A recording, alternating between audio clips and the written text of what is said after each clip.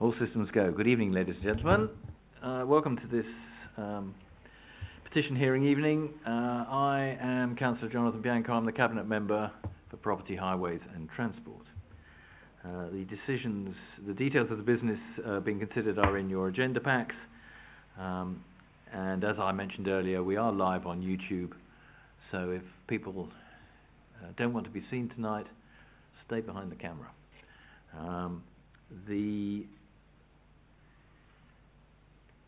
At the end of the public meeting, if there are any, well, there aren't any confidential matters, so that is irrelevant. Let me just say that I'm the chairman. I get to speak. My decision is also final. There is no appeal. The petitioner has 5 minutes to speak on each subject, and it is also entirely at my discretion whether I call anybody else. What I would say is that as a general rule, I'm prepared to listen to local ward councillors if they are present, and I'm generally willing to listen to other members of the public if they have something to say. The only thing I would urge is that they don't simply repeat what has already been said. So if they've got something useful to add, then I'd obviously be delighted to hear from them. Less so if they're just going to repeat. The last thing I wanted to say, two more things, bit of housekeeping. The first is please turn your telephones to silent or off. And lastly, that we are not expecting a fire drill this evening. So if the fire alarms do go off, please follow the councillors and the staff who will direct us to the nearest fire exit. Thank you. So, starting a little late, but don't worry, I'll give you that extra few minutes at the end, if needed. The first petition is in relation to Ivy House Road and Almond Avenue, and I am assuming you are Mr. Coyle. Coyne, yes, sorry, Coyne. Please start when you're ready. So, thank you for allowing us to present our petition to you this evening. I'm joined by residents of Almond Avenue and Ivy House Road. The reason for our petition is because of our serious and genuine concerns for the safety of all road users, be they pedestrians, those in vehicles, and those of us who live on the affected roads. We feel the council needs to be alive to what we as residents are seeing on a daily basis. Only by working together will we avert what we the residents believe is the inevitable tragic accident. Whilst I'm not a traffic engineer, since 1994, so for almost 28 years, I have lived at 13 Ivy House Road, which is located at the junction of Ivy House Road and Almond Avenue. I therefore speak with some considerable local knowledge and understanding, having been a long-standing resident of this area, when I say something has fundamentally changed to impact the local road network in the way that it has. It could be the impact of HS2 traffic, the traffic congestion at Swakeleys Road and Long Lane T Junction, or other issues elsewhere on the network. However, something has changed, and it has directly impacted Almond Avenue and Ivy House Road, which are now unsafe because they are now rat runs. Those directly affected by the impact of the local road safety issues are our elderly residents, those with disabilities, and families with children. We feel that it should not take a traffic accident before the Highway Authority accepts that there is a serious issue which needs to be resolved. We have been asked, what do we want to do with these roads? We are not qualified to make those necessary suggestions. What we are qualified to say is that there are a range of serious issues which the council needs to tackle as a matter of urgency. In simple terms, there is a human and cost impact from accidents. I'm sure as elected councillors you all agree with us that we must protect our most vulnerable. The purpose of this petition is to bring these serious concerns to your attention and with foresight to take proactive measures now to avoid such eventualities. We wish to make you aware that these residential streets are being used by lorries, trucks, cranes, skips, coaches and other heavy goods vehicles. I note that paragraph 6 of the Council's report states that there have been, quote, no reported road traffic collisions at all by the police. In fairness, it does also state that police reports, quote, may not tell the whole story. And indeed, that is often the case, as often traffic collisions go unreported. Indeed, I can this evening bring to your attention 2 apparently unreported collisions that took place earlier this year. If I may refer you to photograph A, which should be in front of you, this shows a serious collision on Ivy House Road in March. Please also see photograph C, which shows bollards that the council installed in, I believe, April or May of this year. They were struck by a vehicle, and from recollection, they were damaged within 14 days of their installation. The report also refers at paragraph 7 to possible negative effects of speed tables and certain other measures. I cannot comment since I am not a traffic engineer, but I can refer you to the excellent Royal Society for the Prevention of Accidents Road Safety fact sheets, which support such measures. Indeed, we have not come here this evening armed with a shopping list of requests, since we aren't qualified to do so, although we do refer you to the RSPA data. We bring them to your attention in order to put them on public record and to make a respectful request that the Council now takes steps to find and implement a traffic calming solution for the protection of the residents of Almond Avenue and Ivy House Road, with the attendant environmental and health benefits that such measures bring. Thank you for your attention. You're clearly an expert, Mr. Coyne, because well, you managed it with 11 seconds to spare. Thank you for your. Thank you.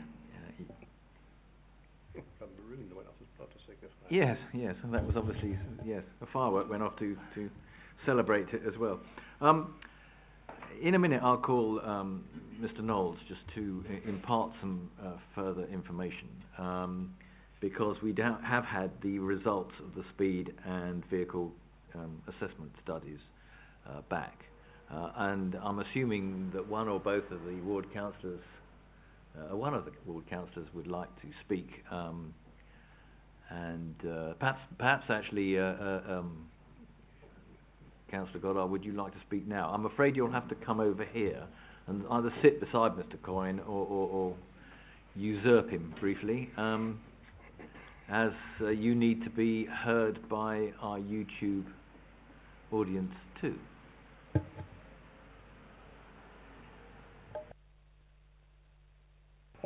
Thank you for the opportunity to address you on this subject. I'd like to start by confirming my experience as a near local resident.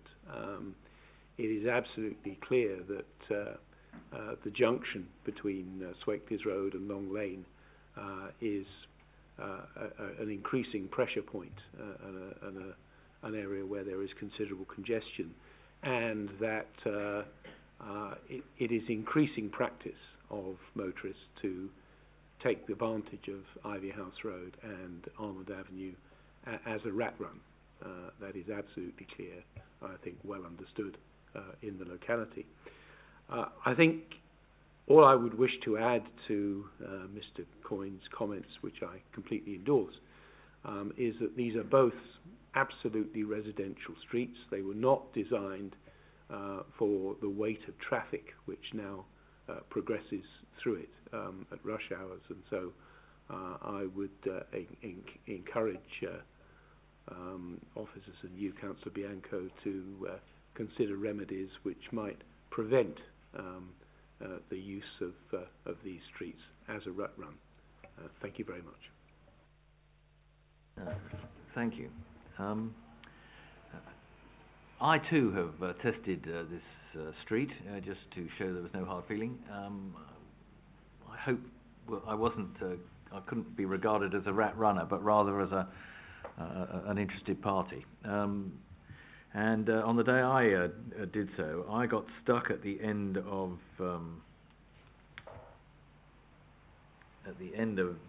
Almond Avenue for some time, trying to get out onto Long Lane, and came to the conclusion I'd have probably been quicker to have stuck with Swakeleys Road all along and not bothered. So I can say that on the particular day I chose, and I fully appreciate that this is merely a snapshot, the issue wasn't fast-moving traffic. It was quite the opposite. However, I do accept that that might be not always the case. The council has potentially quite a number of solutions, but before I go on to that, I'll ask Mr. Knowles to just read through the results of the, as you will know, we undertook some speed tests down that way. Yes, Mr. Coyne, you may recall, I think you spoke to my colleague Sophie, who sends her regards. She's not able to join us tonight. We've had the survey results back, and there were 6 survey locations that were undertaken at locations that you and she agreed. I won't go through it in enormous detail. I think it would be we can supply you with a copy of this. So that, in summary, the speeds that were found, they're surveyed over a 7-day period, 24/7, and they use these cables across the road. So it's probably the most reliable form of survey thing that exists, and they're independent. So we just take the data that's given to us by the survey companies.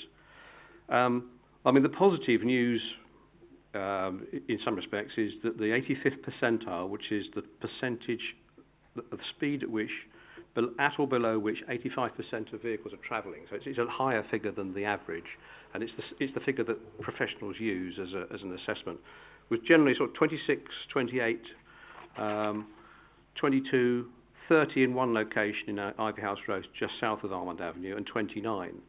Now, in simple terms, those are not excessive speeds, and it's interesting the point that Councillor Bianco said about it may be the volume of traffic that's going through there is what you've seen is the terms of the change. You mentioned HS2, and I think that's very interesting. As you know, we have a lot of discussions with HS2 because, frankly, we didn't really want the thing in its form, but we're faced with it now.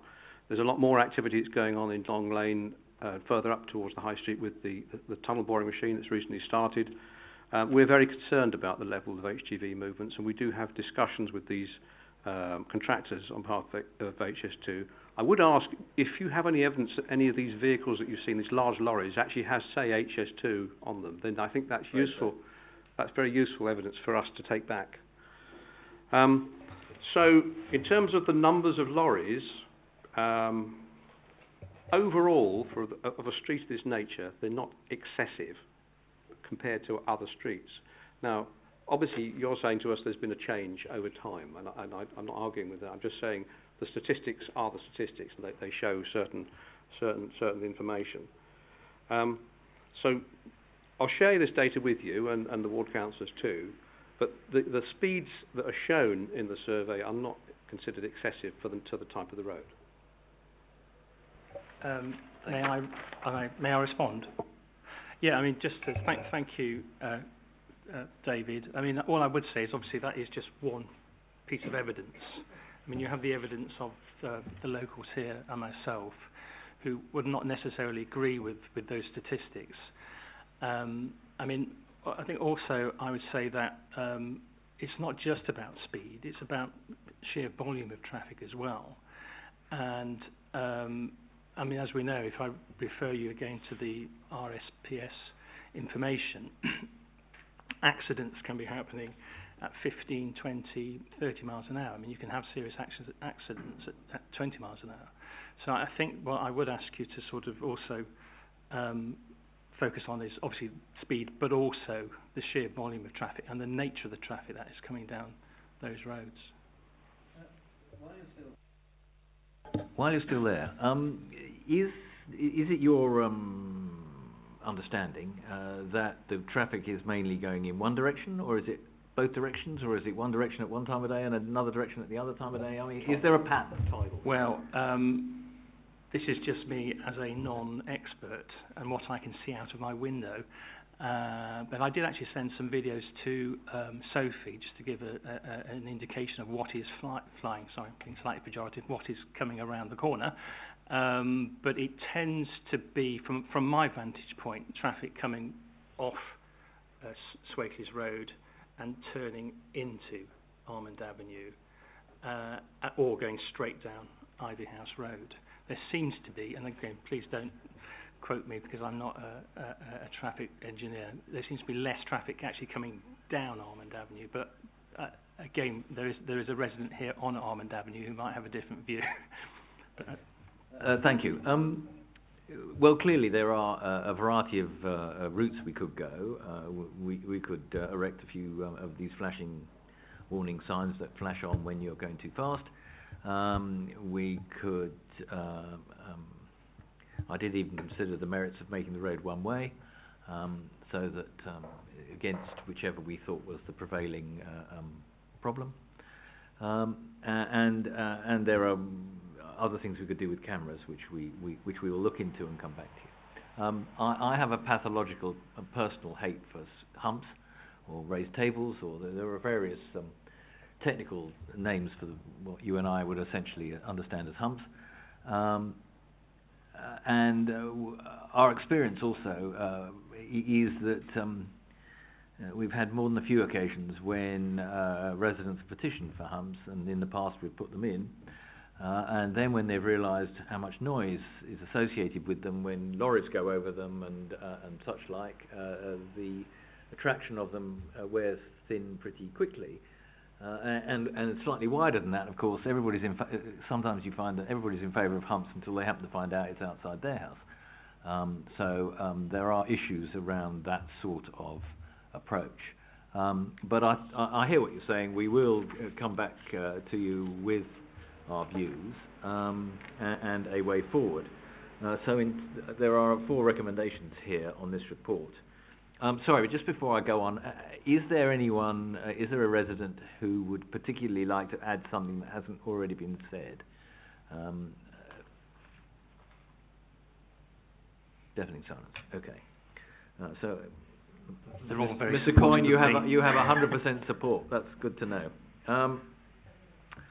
The 4 recommendations are that I meet with the petitioners and listen to them, that I note the commissioning of the survey and its results, and Mr. Knowles will send you a copy, that subject to their availability, notes the results of the survey. Well, we've seen that, and based on the other, I will consider if further investigation is warranted, and I do consider it is warranted, and we will come back to you with a proposal.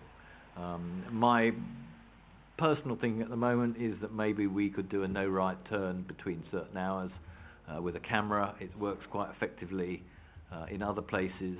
It would catch all of you too, be warned, but it would do quite a lot to stop rat running, particularly if it looks as though it's between, if it's a morning thing or an afternoon thing. But we'll look into it further and come back to you. Is that agreed? Thank you. Thank you. And all I was going to say is, maybe, again, I almost really don't want to make any suggestions because I'll probably get it wrong because I'm not an expert, but, whether there could be some restrictions on the types of HGVs that are coming down the roads. Yes, I mean, it is possible in some cases to put weight restrictions on roads, but I don't know whether it's possible in this case, but we can certainly look at it.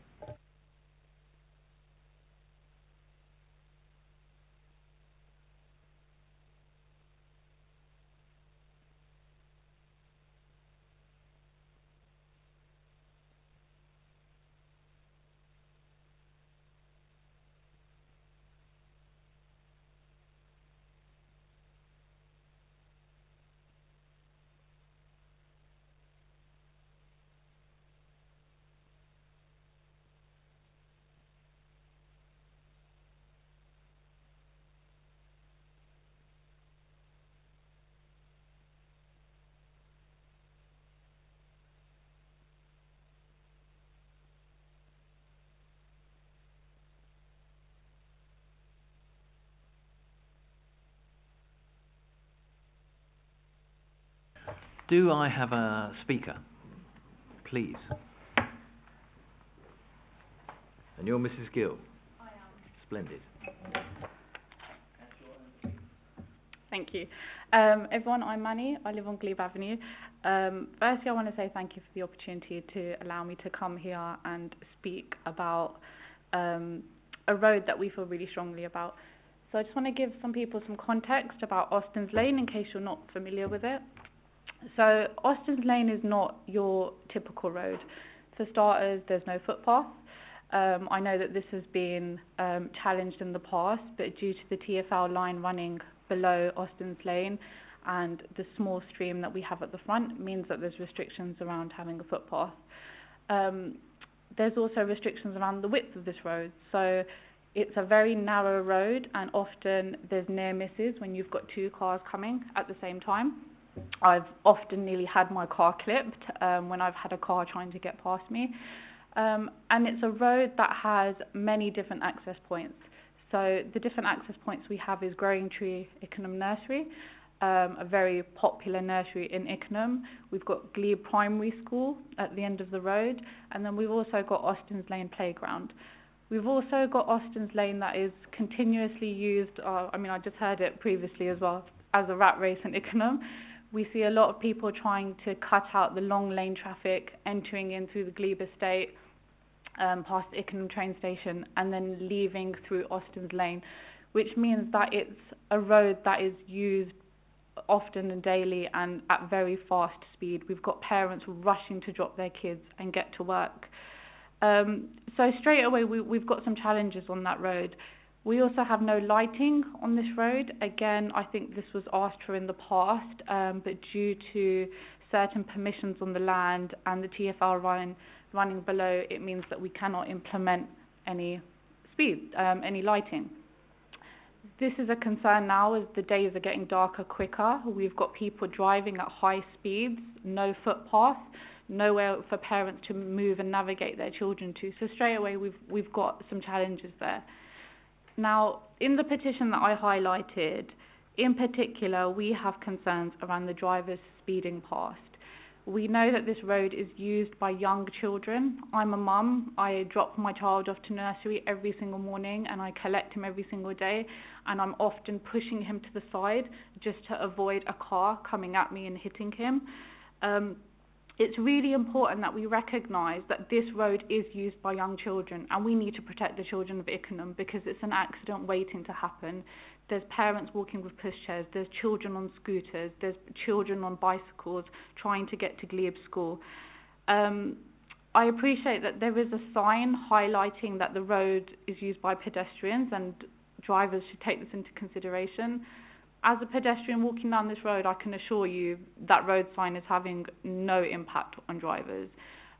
We need to implement something that really forces drivers to slow down, whether that's speed humps, which I know you're not a fan of now, but there needs to be some sort of traffic calming measures.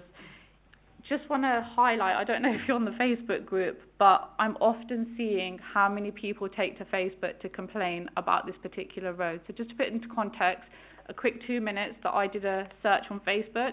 We've got someone that posted, the adult in the BMW who thinks he's a boy racer driving at Austin's Lane, you nearly hit me, please look where you're going, the speed limit there is 30. You've got another person, when are people going to learn that Austin's Lane is not a racetrack? You nearly hit my child this morning and I nearly fell in the ditch. Another person, I was walking at Austin's Lane today with my pushchair and I'm now scared to walk down this road. Are pedestrians not welcome because of the drivers? And lastly, can I just say Austin's Lane is not a racetrack. I was nearly hit by the black 4x4 this morning walking my children to school. That's just a quick 2 minute search that I've done on Facebook. I'm sure there's plenty that I didn't come across. So as you can see, there's a real issue on this road and I'm asking for your support today that let's help protect the children of Ickenham and let's help prevent an accident waiting to happen. Thank you. Thank you. Before you go, a couple of questions. Is this a time of day issue? Definitely in the mornings and the evenings, but it's a road it's used constantly, to be honest. You've probably got heavier traffic than usual in the morning and in the evenings, but it's certainly still heavily used during the day to cut out the traffic on Long Lane. That was the bit, sorry, that was the bit I was trying to understand. I can obviously see where it joins Long Lane, and I can see it goes down along, and then you can either cut up St Giles Avenue, or you go right round the end. What, and rejoin Long Lane further down? Yeah, towards, so the bit we're referring to in particular is after the residential part of Austin's Lane, you just get the narrow road. That's the bit that we're in particular concerned about. So everything past that is fine because you have a footpath, you have a pavement, obviously it's residential. In the bit that's not residential, you also have a blind spot in the middle where there's a hill. So if you're driving over that hill, you won't see anyone coming over. So it's that stretch in particular. Okay, I understand now clearly which bit you're referring to. Does the ward councillor want to say anything?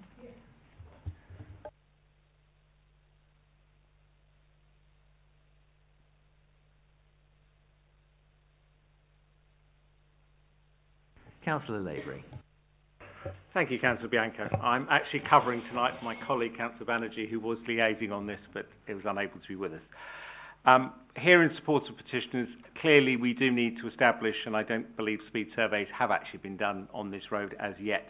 We do need to establish, first of all, the speeds, and I therefore would support speed surveys, because that will give you the necessary evidence.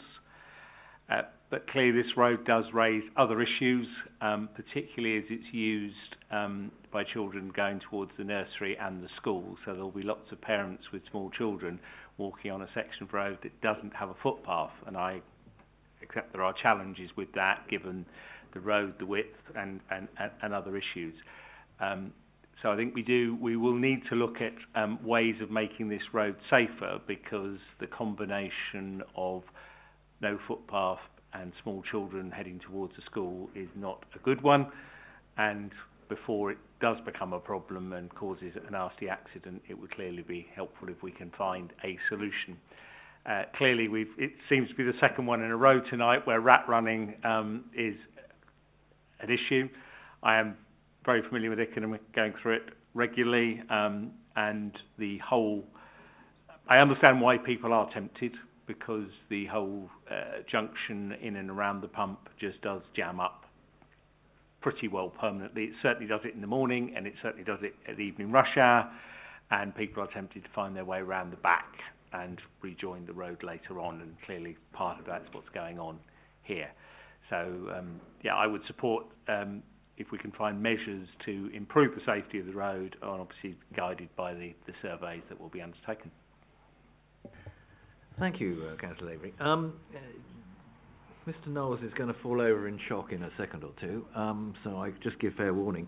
But one of my other hates is 20-mile-an-hour zones. But the one area I am more than happy to consider them is outside schools. There are, as you pointed out, as the petitioner pointed out, there are 2 schools around here. And I'm not aware that 20-mile-an-hour zones on either of them. There's some 20 mile per hour at Glebe further around, but there's nothing in this particular road. No, not in Austin's Lane. Next to Pentland, I suppose. Yeah. Yeah. So it might be something we could consider. I mean, again, unless you enforce it, it's nothing more than a pretty sign. But it's certainly something we consider. I think the sensible thing is that one takes this incrementally. And as has already been suggested, the first step is to carry out a speed survey. If you'd like to speak to,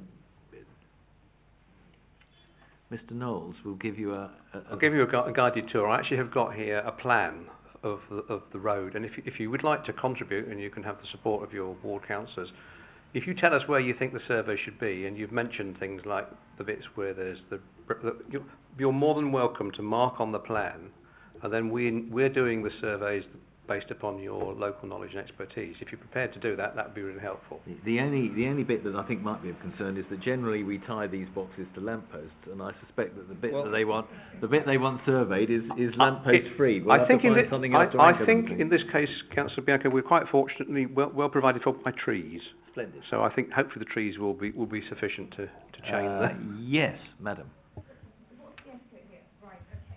Sorry. Hi, I'm Hardeep Juti, another local resident in support of this petition. I think from my perspective, a speed survey is necessary but not sufficient. Speed is not going to be the only issue here. You might find the odd car speeding, and you talked about your 85th centile. So I think from a data perspective, that's not enough, because you can be driving at 15 miles per hour. The issue is the lack of visibility of children coming in and out of the park and the nursery itself because of all the shrubbery and the bushes around it. So I think we need to look at this not only in terms of the speed data, but anecdotally, like what is happening in terms of people's behaviour and how that street is used. I mean, as a parent, I worry about that road. I mean, I came out today, there was not only 3 cars and a van, but a horse and carriage coming up that street. And now you can imagine in the dark what that... I mean, this was at sort of 4:30, 4:45, not particularly late. That's a big issue for me. So it's not just about children coming in, it's about the congestion. And I feel certainly, like in my own experience over the last 6 years of living in Ickenham, there are a lot of non-local residents driving through because of HS2. And actually, when you have people that know the roads and know there are children, you know, as parents, we will, you know, drive safely, but there are not a lot of people that know if you happen to take a left down that road, you're going to encounter children, and because of the visibility issues. So yes, I think having a speed survey is helpful, but I think it's not the only piece of evidence that we need to solve the problem more broadly. So yes, I welcome that, but I do feel we'll need to think more broadly in terms of the solutions. Sorry, perhaps we weren't clear. I think we just sort of thought that the speed survey was a first step.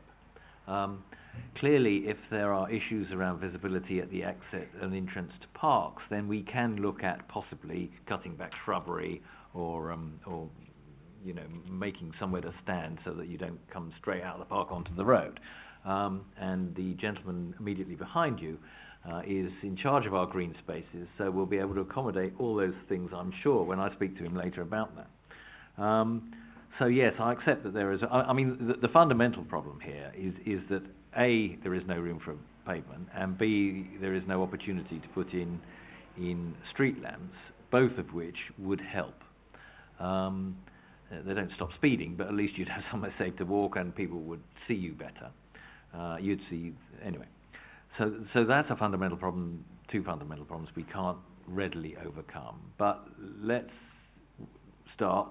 Officers will have a thorough look and identify the issues and what possible solutions exist, and we'll come further.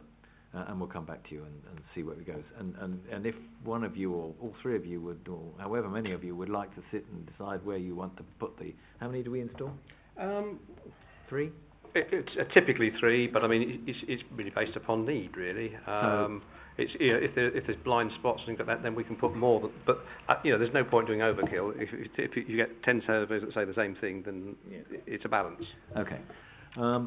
So on that basis, I'm going to move these recommendations, which is 1, that I meet with the petitioners and listen to their request.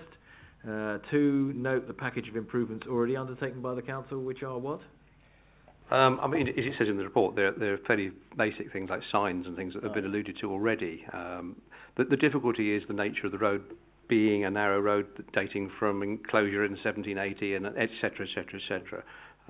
But you know, if we're going to look at things like the 20-mile-per-hour zone that you said we might be able to consider, there are lots of other things that we could look at in due course. So we just note that what we have, we've not done nothing, even though perhaps people may feel that it's not enough.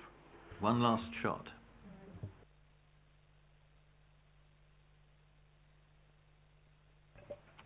So thank you. I welcome the speed survey. I just wanted to flag my concerns around the 20 speed zone. So I live on Glebe Avenue. We have flashing signs. We have a number of road signs. It couldn't be clearer that that is a 20 zone. People don't follow the 20 zone. If people aren't following the 30, they're not going to follow 20. It's having no impact. So I really feel that we need to find a stronger solution than a road sign, because clearly people aren't following the rules or using their initiative. Well, the survey will help, and we can inform the police. But the police, of course, are in charge of speed infringement. Enforcement, that's a good word. Yeah. Better word. And whereas the council is not. So we can't put a speed camera in, we can't fine people, we can't do any of those things. But let's do the speed survey. I've listened to what both you and your fellow resident have had to say, and we'll come back to you.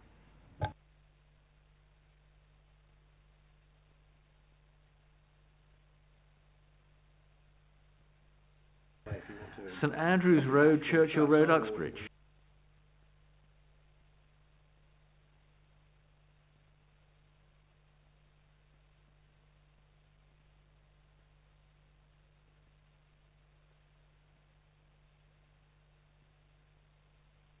Are you Mr. Knapp?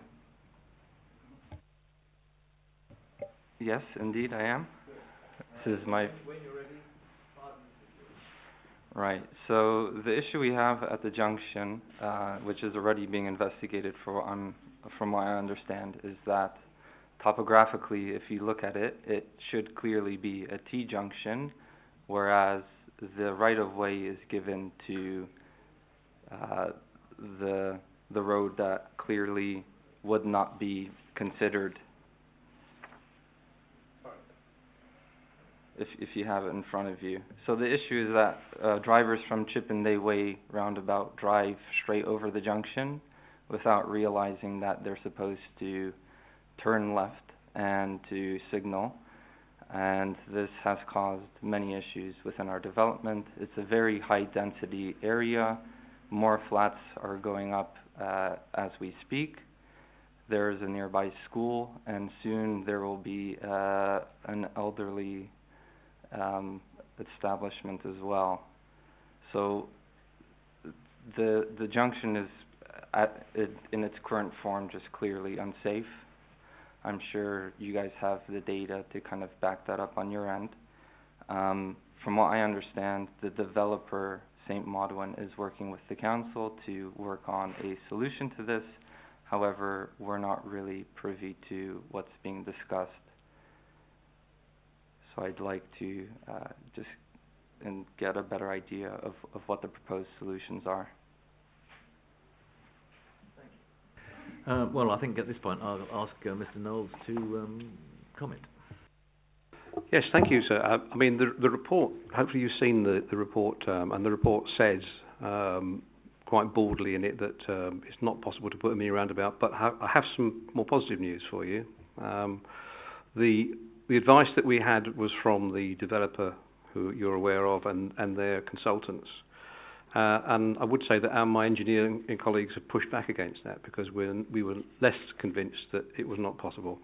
It does look like it might be possible to actually accommodate a mini roundabout, which is the essence of what you're asking for, which I think hopefully will be welcome news for you. I can also say that later this week, there is a meeting between technical colleagues from the council and from St Maudwin, at which we're trying to thrash this out. And the beauty of your petition tonight is it actually provides us with ammunition, if you like, for that discussion. Wonderful. I think ideally a mini roundabout would be the best solution, not just in terms of safety, but in terms of flow, given that it is a high density area. I was also trying to understand why the report says that it would not be possible. Some of the reasons given were that there was to be another pathway into a parking garage, which is currently under development. We're not quite sure whether that is to be before or after the junction. The residents aren't really sure where that is to be situated. So we were hoping for the mini roundabout, and it looks like you guys are going to fight that one for us, which would be appreciated. Councillor Bennett, do you wish to speak on this matter? Would you... I'm afraid I have to ask you to move over there so the good viewers of YouTube can hear you.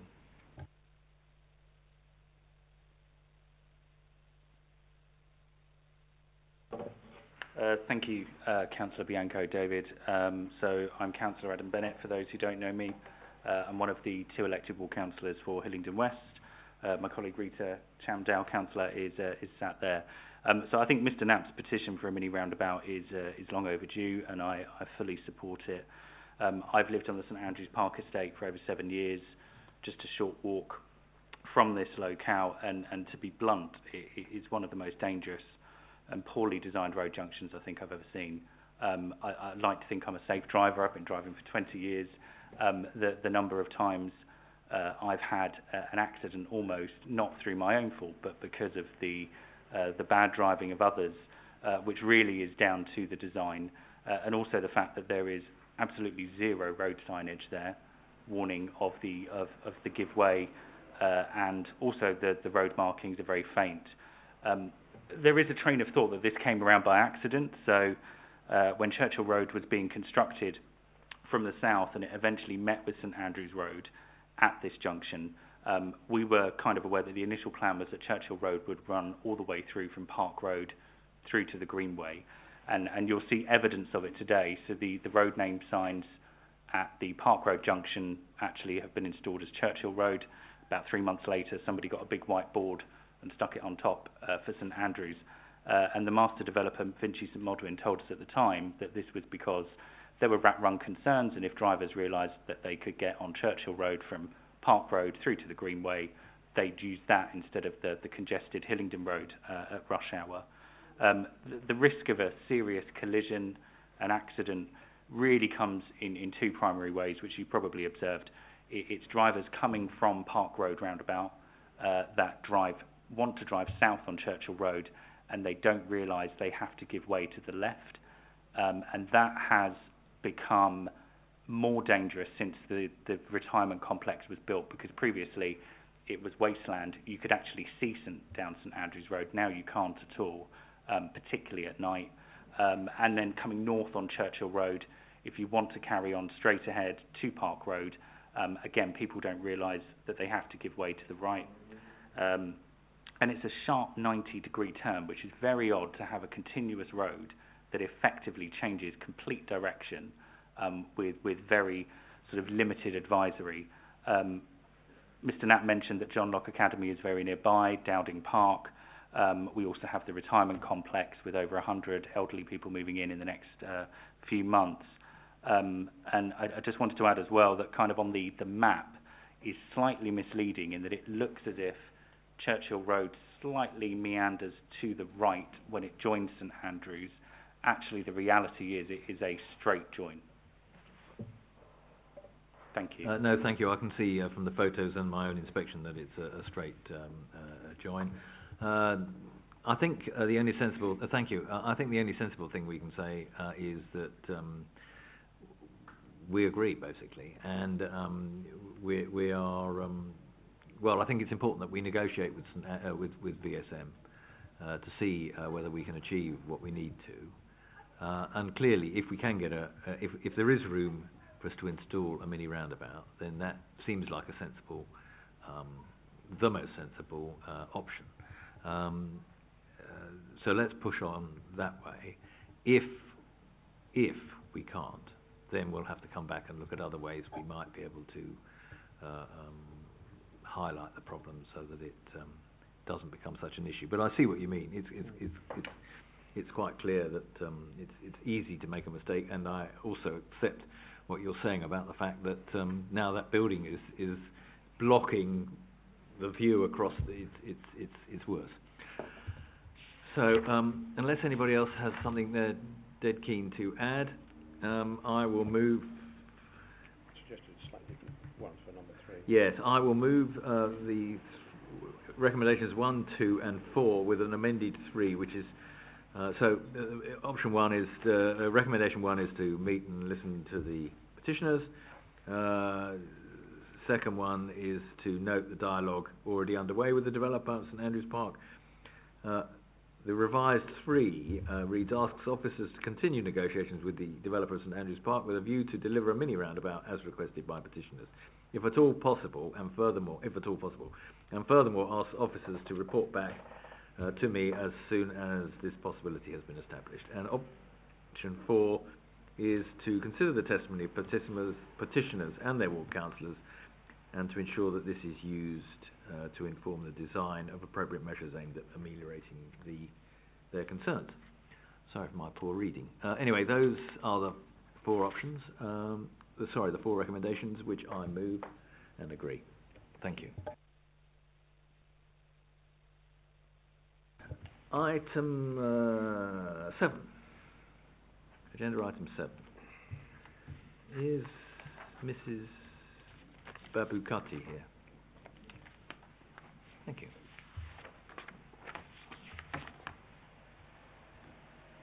And hopefully I pronounced your name reasonably close Yes, to very well indeed. Oh, Thank splendid. you. When you're ready. Yep. So I'm here to represent the parents who live in Northwood and specifically close to the junction of Green Lane and Rickmansworth Road, where the concern is about the safety of our children who have to use the junction at that location. The junction sits on the main walking and cycling route for 9 schools or nurseries. The London School of Theology and members of the public use it to commute to work, whether that's in the Mount Vernon Hospital or Northwood station and shops. My family lives in Myrtleside Close, where we are part of a community of 143 households. And all of these households exit and enter the road by the entrance of the Green Lane and use the junction in question to move around our local area. For me to be able to take my children to school, church, park or medical centres near Mount Vernon Hospital relies on crossing this junction. And I have prepared a map today to show you our street and the various locations that we need to get to. But for my children to be able to get to school safely, they need to do additional 6 minutes of walking to reach the first crossing, which has a zebra crossing, to be safe. Or we can take the route to the next crossing, which adds a 14 minutes journey for my children this way and then back up towards the school. So there is no safe provision for pedestrians in the junction. The refuge in the middle of the road is very small, so if you take a buggy and you have a child with a bike, nobody else can join you in the middle of the road because they'll be hit by a car. The waiting area is flush with the carriageway. There are no pedestrian guard rails, and there's no lights that actually face the pedestrians. So my children are not able to calculate where the cars are coming from, and they don't know when they're safe to cross. So I am here today to ask for your consideration to add lights to that junction if possible, or install other measures that would make crossing this for children of our neighbourhood safe.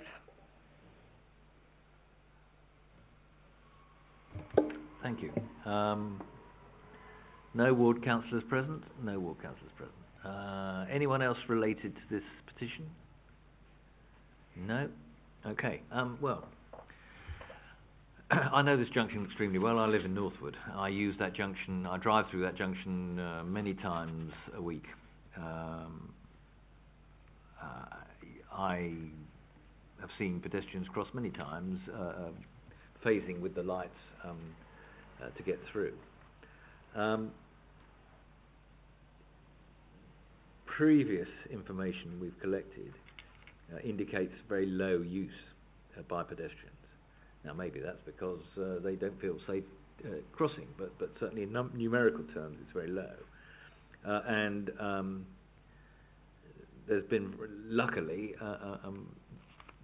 only one incident in the past, a slight injury caused. That isn't a reason to be complacent. I'm just giving facts, if you like.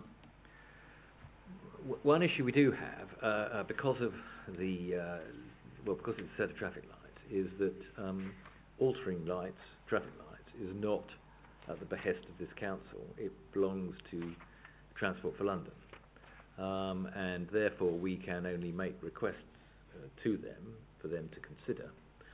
And you'll be pleased to know they charge for the pleasure of listening to that request. Not that that is necessarily an issue, but it's a bit of a cheek.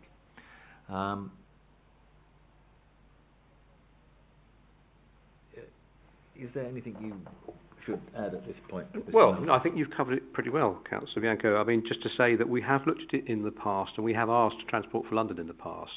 And there's a statement in the report which is quoted because it comes from Transport for London. It's under paragraph 7, and it says, Transport for London responded to our request by saying that increasing the red time between traffic movements to give pedestrians more time to cross would be contrary to national guidance provided by the Department of Transport. They suggested it could increase risk of confusion and driver disobedience. Now, this is not necessarily the end of the story.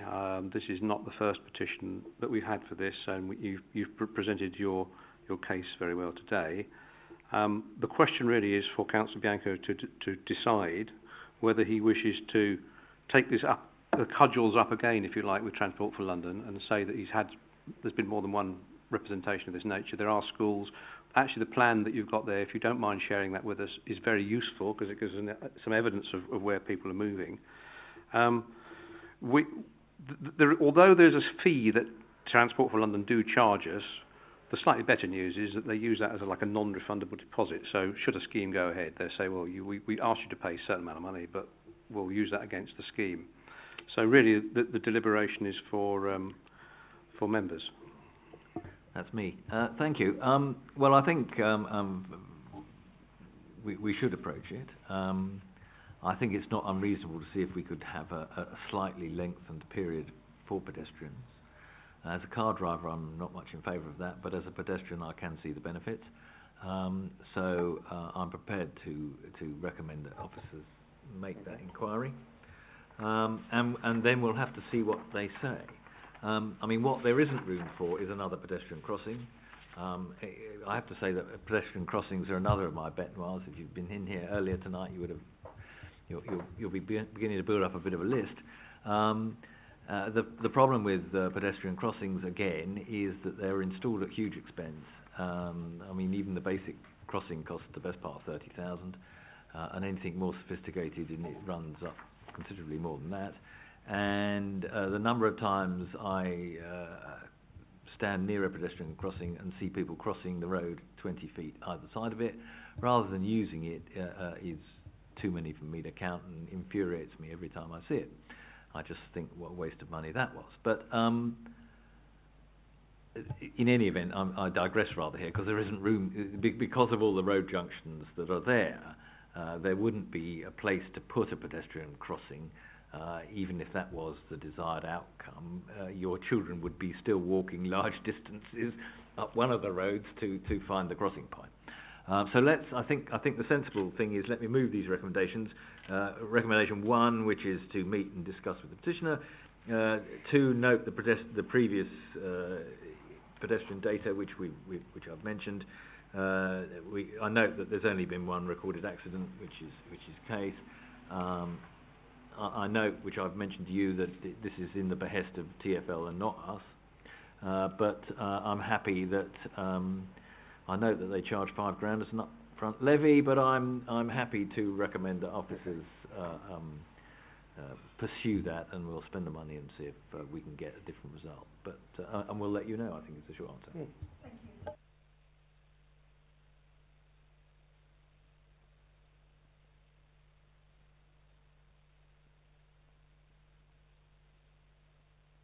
So, last but not least, apologies for those who've been waiting, Councillor, good evening. Is Ms Frost present? I'm afraid I have to ask you to go across there for all the reasons I've already explained.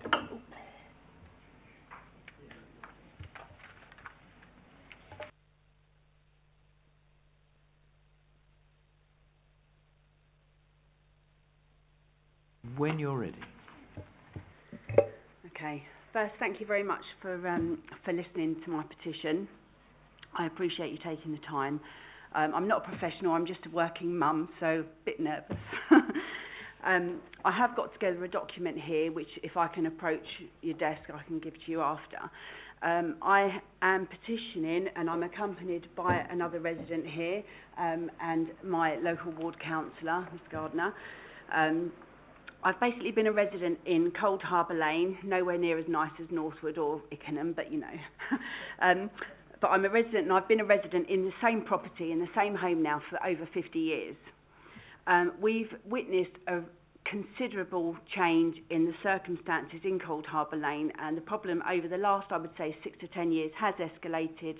The area is a lot busier, and the problems have now been incurred to residents due to the fact that parking meters were installed through the length of Hayes Town. What that's now done is pushed the problem onto the residential area. I have bullet pointed on here the number of concerns that we have as residents mainly. The first concern we have is with sale cars and company traders, which do contravene the Highways Act. We have sale cars and companies with no forecourt trading cars and using the resident area as a makeshift parking lot. They advertise the cars, they're very wise, they advertise the cars in Auto Trader so they don't put the notices on the window. So when the wardens come around, there isn't for sale notices in the window. However, I do a lot of investigating online. They advertise them on Auto Trader. I then contact the ASB team, and I have actually got a list of 8 people here that have been dealing with my concerns over a period of nearly 10 years. I contact them, I provide them with evidence of the vehicles, sort of the trade notices that they have on Auto Trader, along with a photocopy of the vehicle in situ where it's been left parked. The amount of cars and the turnover that we have on the vehicles is so fast that it's actually now has become a daily occurrence that I'm contacting the ASB team with the number of cars that have been left. I can't even, if I was to bring you a copy of all of the emails that I've sent, I would have a box like this. It's ridiculous now. That's just one issue that we have. We had 3 traders prior to the lockdown that were prosecuted and were dealt with by the ASB team. We currently, as I speak, have 2 traders now that are being prosecuted or in the process of being prosecuted, because what's now happening is that the council are putting the notices on the vehicles which are just disregarded, and then the officers come out, but what they then do is change their information and they change their company names and then they resell again. So it's kind of not making any difference. This is a day-to-day occurrence. I have actually got a document here which will confirm. This is actually on the 18th of August 2018, when I initially started emailing the ASB team.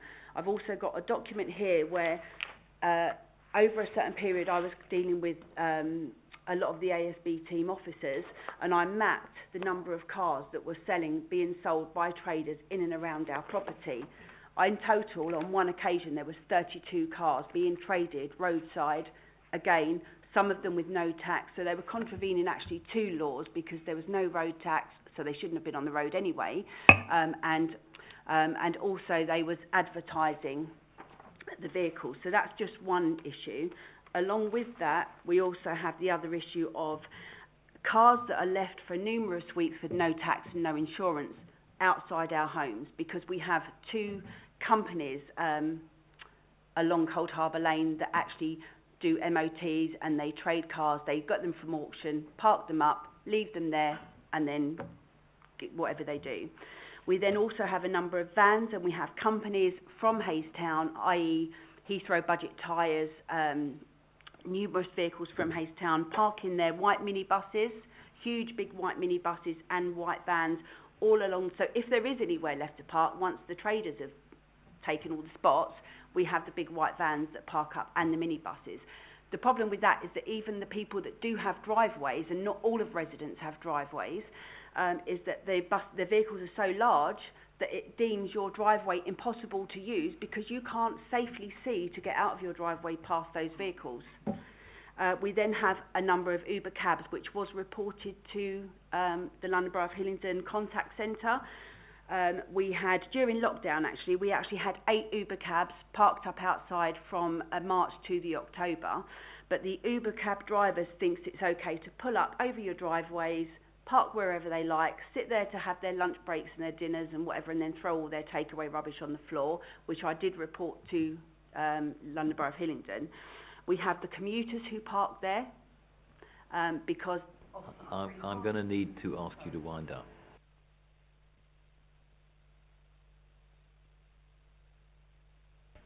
That's all right. And just for the record, you spoke very well. So don't worry about public speaking in the future, Councillor Gardner. You better watch out. Do you want to speak, Councillor? Sorry.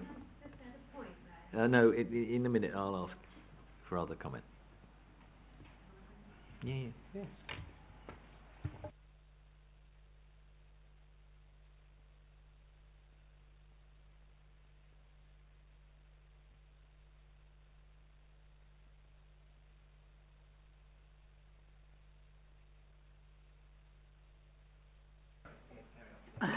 Well, I only inherited this patch in May, and Alison has been hassling me with an unbelievable amount of emails, which have been great, because I've been down there and I couldn't believe what I was seeing, because it was, I mean, you know all the years I've been a councillor, but that bit I thought I'd leave that to people that were doing with it previously.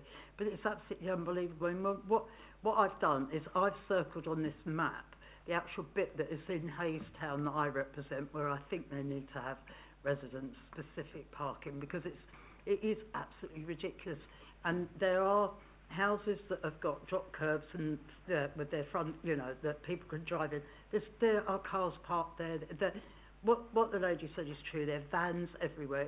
It's well, quite frankly, I'm glad I don't live there, because I'd have something to say. Thank you. I think you'll be pleased to know that for all my, I will come back to you, hate of matters to do with speed hunts and whatever, residence parking zones is not one of my hates, and I don't have a real problem against them. What I would say, however, is that, and this will therefore need some careful consideration by officers, is that you were talking about creep from the town centre. What happens with residence parking zones is they creep, because invariably it starts with a petition saying we've got a problem in this spot with commuter parkers or whatever, and in this case very specific actually. I mean the reasons is not a common one. But anyway, you install the res park in an area, and Councillor Gardner will know this, and what it does is move the problem, which is exactly what you said caused it in the first place. And before you know it, you've got another petition saying, can we have it in these roads too? And again, ultimately, everywhere is covered in residence parking zones. Now, that's okay as far as it goes, but there are issues that need to be thought about, and certainly when we install a new residence parking area, we have to do a sort of reasonably comprehensive piece. You can't just do two roads on their own, because it will literally just transfer the problem to the next road. But I think it's well worth looking at. The other thing, I'd say two more things about residence parking zones, is that once officers come along with their measuring sticks and what have you, to work out where they can put what do you call them? Parking bays. You will find that the overall result is a reduction in the number of parking spaces in a given street, because they have to stop a bay 1.5 meters before a drop curb and can't start it, and all those sorts of things that are designed to make coming in and out of people's driveways safer. But the net result, of course, is that there are less car spaces, parking spaces.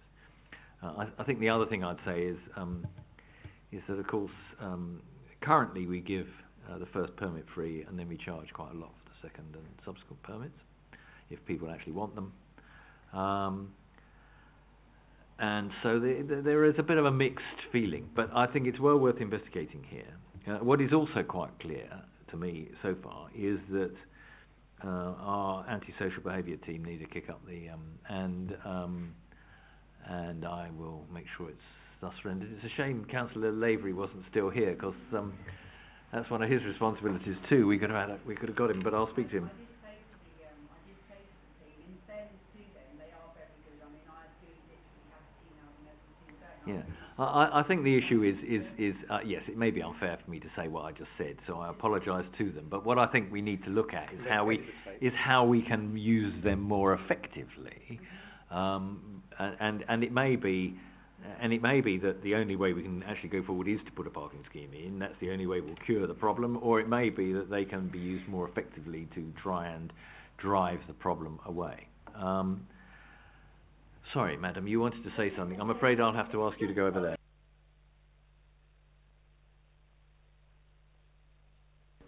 It's basically, the council have been out and a number of years ago, and they put the stickers on, the illegally, selling your vehicles, and they've been ripped off the lampposts. They just blatantly ignore them.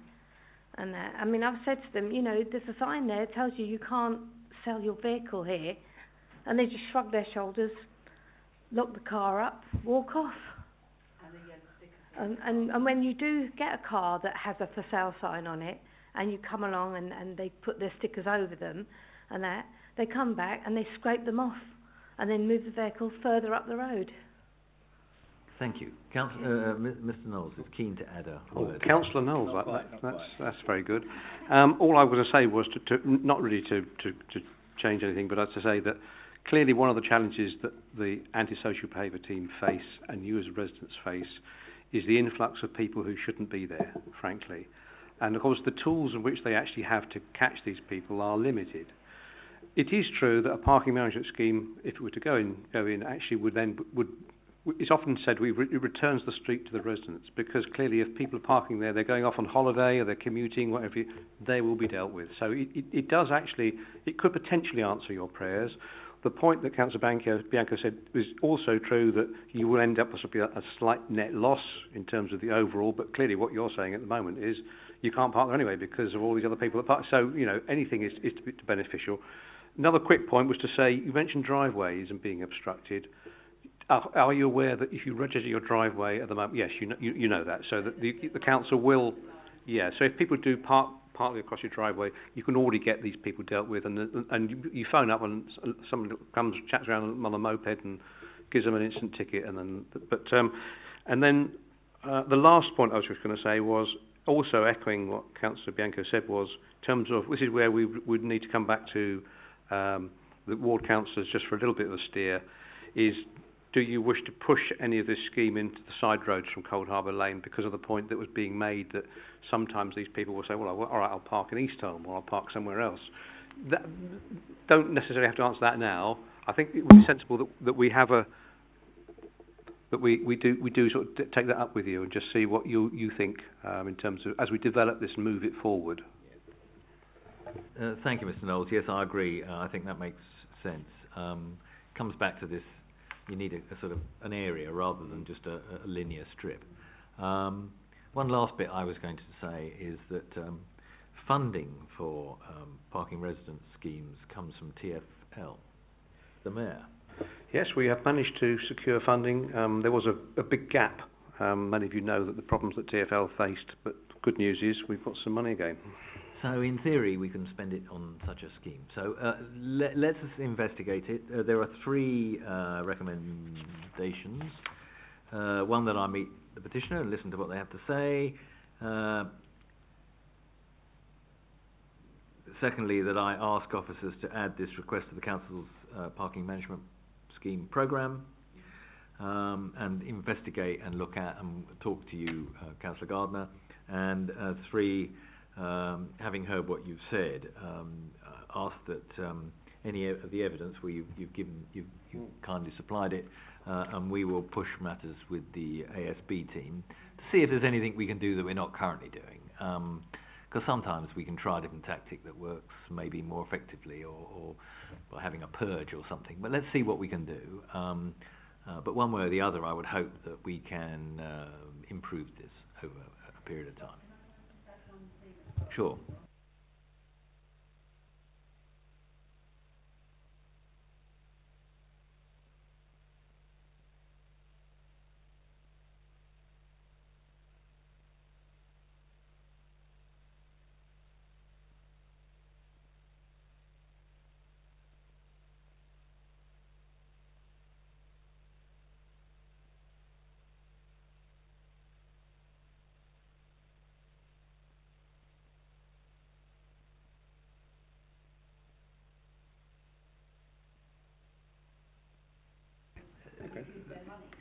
Our officers hopefully will look at all sensible options, and good. And if you two liaise, and Mr. Knowles will liaise with you, and hopefully we'll come to some sort of sensible answer, and it will come back to me for a judgment. Thank you.